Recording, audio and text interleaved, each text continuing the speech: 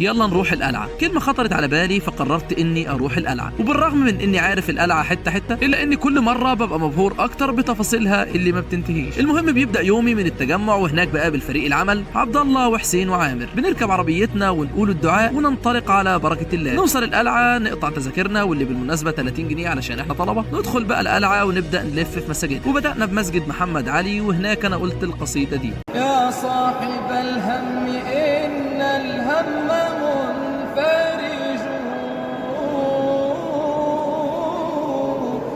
أبشر بخير فإن الفارج الله.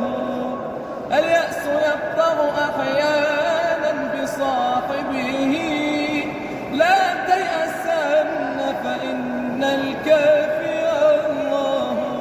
بعدها أخدنا لفة في مسجد الناصر محمد ابن قلاوون، ومن هناك لسجن القلعة الشهير، ومن سجن القلعة لمتحف الشرطة، وطلعنا بعدها لقمة القلعة علشان نشوف مصر من أعلى قمة في القلعة. ومن بعد قمة الجبل انطلقنا للمتحف الحربي، وهناك شفنا تماثيل لعظماء المسلمين على مر العصور. أخدنا لفة جميلة جدا جوه المتحف، وتقريبا بنهاية المتحف كنا جوعنا، فرجعنا العباسية وقفلنا يومنا عند قصر المندي. بس حرفيا بعد تجديد المتحف الحربي والترميمات اللي اتعملت جوه القلعة أنصحكم بزيارتها. استنونا في مكان جديد وخروجة جديدة، ودمتم في أمان الله.